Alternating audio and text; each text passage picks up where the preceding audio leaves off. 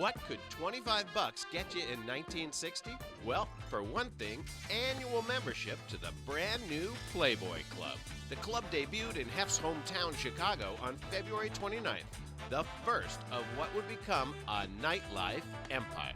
By the end of the following year, the Chicago Playboy Club had become the busiest nightclub in the world.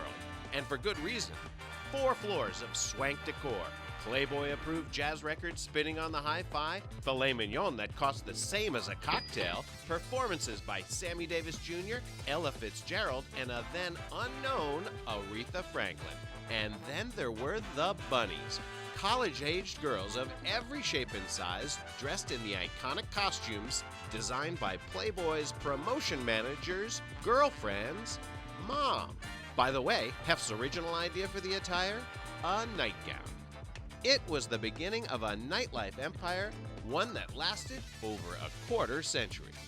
February 1985, Playboy interviews Steve Jobs. Sorry, Stephen Jobs. And yes, 1985.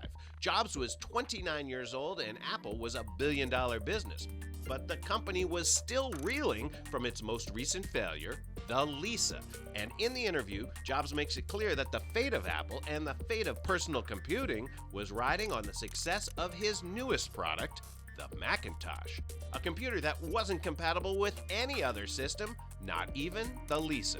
He also defended one of Apple's most controversial innovations, the mouse, at a time when most critics were calling the Mac the world's most expensive Etch-a-Sketch. Towards the end of the interview, Jobs claims that if the Macintosh is a failure, quote, "we are going to enter some sort of computer dark age for about 20 years. The fact that you're watching this means that didn't happen.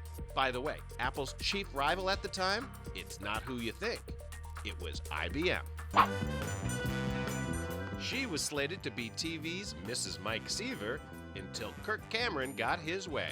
She was Julie McCullough, Playboy's playmate for February 1986. Yes, that's 3 years before she landed a role on ABC's family sitcom Growing Pains. But it was during her run on the show that child star Kirk Cameron became a born-again Christian and claimed that having Julie on the show helped, quote, spread pornography. Never mind that Kurt's friend on the show was named Boner. Producers caved and wrote Julie out of Growing Pains with her character leaving Kirk at the altar, but after all those, well, growing pains, Julie soldiered on. Today, Julie is known as the Funny Bunny. The former pinup is now in stand-up, making her name in comedy, and she's had a long career in TV and movies. That's still better than any movie Kirk Cameron's been in, and that's this month in Playboy history. Looking back